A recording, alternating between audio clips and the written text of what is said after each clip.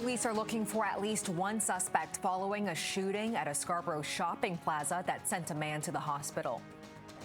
Israel has blocked the entry of all humanitarian aid into Gaza after the first phase of the ceasefire deal expired this weekend. And we'll have the latest on Pope Francis's health condition as he continues to battle double pneumonia.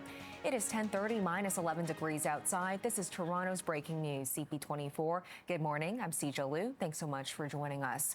Our top story this hour, police are investigating a shooting in Scarborough. Police were called to a plaza around 5 o'clock last night in the area of Bellamy Road and Nelson Street after receiving reports of a person shot. When officers got there, they found a man with gunshot wounds. He was rushed to a trauma center with serious injuries, but he is expected to pull through. The suspect is described as a man in his 20s, around 6 feet tall, with a medium build. Over in East York, a man is in the hospital after a stabbing. It happened shortly after 10:30 last night in the Bus Bay area at Victoria Park subway station. Police say a man is in serious condition but suffered non-life-threatening injuries. The suspect fled towards the westbound subway platform. Police are searching for suspects following a smash and grab robbery in North York. This happened around 1:15 yesterday afternoon at a cell phone store in a mall near Yonge and Steeles. Police say the suspect smashed display cases, stealing a various amount of items before getting away in a dark-colored vehicle. One person suffered minor injuries in the robbery. Police are investigating and asking anyone with information to come forward. Two men are facing charges in connection with the fatal shooting of a teenager in Etobicoke. It happened on February 4th around 5:30 p.m. in this apartment building on 7 Capri Road, which is near East Mall and Rathburn Road. When officers arrived, they found two people who were shot. Seen here is 16-year-old Isaiah Foga. He was taken to the hospital where he later died. The other victim suffered serious injuries but survived. Now, 18-year-old Elliot Xavier Yera and 20-year-old Shimon Pompey Thomas are facing several charges, including second-degree murder and attempted murder. The province's police watchdog is investigating after a man was found dead inside a home in Scarborough. The SIU says police were called to a home near Ellesmere and Bellamy around 11:30 Friday night for a domestic incident. Officers contained the area and tried to communicate with the man, but were unsuccessful. Police eventually entered the home and the man was found dead. An autopsy is scheduled for today. This year's Pride celebrations may look a little different because of rising costs and uncertainty with corporate sponsors. Pride Toronto says it's made the decision to cancel the stage at Dundas and Church Streets and is pausing a 2-day mini festival on the Toronto Islands. It's also focusing on featuring more local artists instead of international headliners. The group's executive director says 3 major corporate sponsors are reducing their contributions, potentially pulling out of the festival entirely, citing a shift in priorities. That expected shortfall amounts to roughly $300,000. We rely almost 50+% of our annual revenue come from corporate sponsor. So every time we lose a corporate sponsor, or every time a corporate sponsor reduces the amount, we have to find this money elsewhere. So it has significant impact on us being able to deliver on the largest festival in North America. Pride runs from June 26th to the 30th. The Ontario Liberal Party's Executive Council has voted unanimously to support Bonnie Crombie staying on as party leader. Crombie is coming off a disappointing result in Thursday's election, in which she was unable to secure a seat in Mississauga East Cooksville. Afterwards, Crombie told supporters she didn't plan on stepping down, and the party says it commends Crombie for her strong and fierce leadership during the snap election. The Liberals won enough seats to regain official party status, but fell short of the NDP for the official opposition title. CTV political analyst Scott Reed says it is still possible that Crombie could be ousted from the party, but the chances of that are slim. Bonnie Crombie made a point of saying on election night that she intended to stay. When you see the executive of the party giving her a unanimous vote of confidence tonight, that's another indication that she intends to stay, because really those are Crombie loyalists on the executive, and they're moving quickly to fortify her position, to reinforce her position, and send a signal to anybody who might think about trying to give her a push that she doesn't want to be shoved. Bonnie Crombie said in a statement she's grateful to have the support of Executive Council and caucus as they continue the hard work that needs to be done to rebuild the party. Crombie also said she believes in the Liberal Party and in their vision, adding she is so proud to be the Ontario Liberal leader. The deadline to make a contribution to your RRSP is quickly approaching. Tomorrow is the last day to make a contribution to an RRSP for the 2024 tax year. A recent survey by Edward Jones found just 39% of Canadians plan to put money into a registered retirement savings plan this year. That is down 10 points from last year.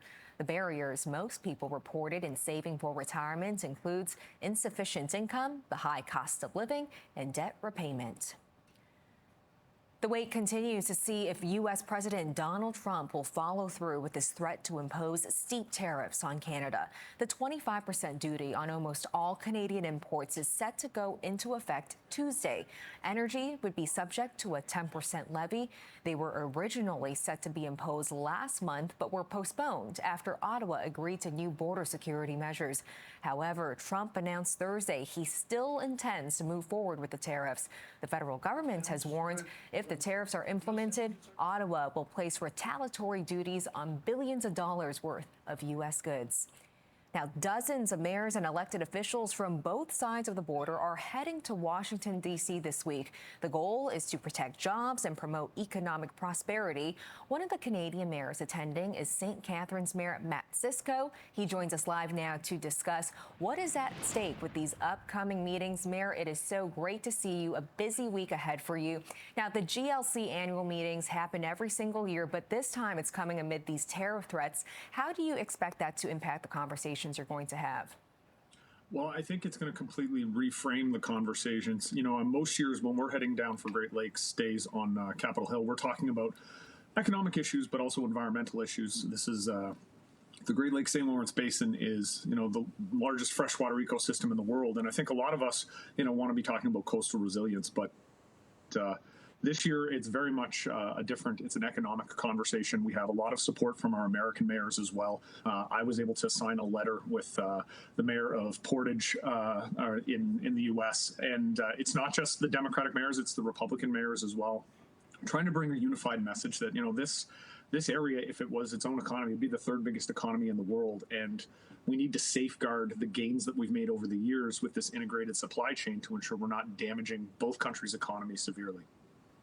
Is there a particular goal you have for the conference or a specific message that you would like to bring up, especially considering St. Catharines being a border town so close to the U.S.?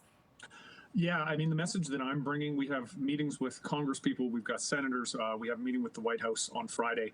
And the message we're bringing is, you know, the damage that could be done to our economy, but then, you know, St. Catharines is the gateway to the Welland Canal. That's how you get into the greater Great Lakes system.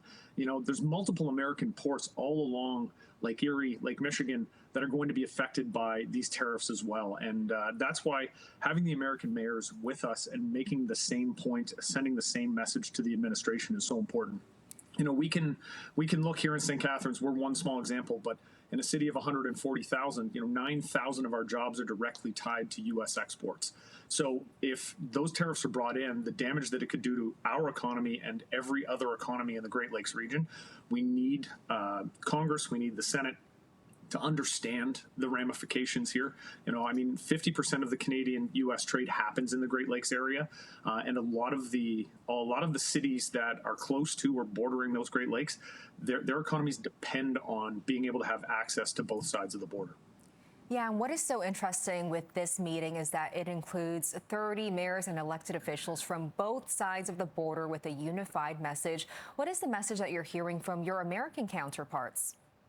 I 100% support, really. You know, I chair a transition team, knowing that there was an American election and a Canadian election on the horizon this year as well. We put together a mayor's transition team, and that's co-chaired with Bill Bozzi, who's the mayor of Dearborn Heights in Michigan. He's a Republican mayor, and we are singing very much from the same playbook. You know, we recognize just how dependent our two economies have become. You know, St. Catharines has car manufacturing here, along with many other municipalities across the province.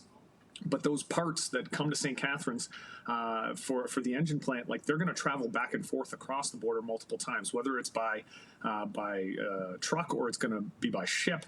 You know, the reality is we're too integrated at this point. And my American colleagues, the mayors, they understand that implicitly. They understand that these tariffs are not going to be helpful. The retaliatory tariffs that would come back are going to harm both countries as well. And, you know, when we're talking about significant GDP dips for both countries, if these tariffs are implemented, the American mayors know they have as much at stake here as we do.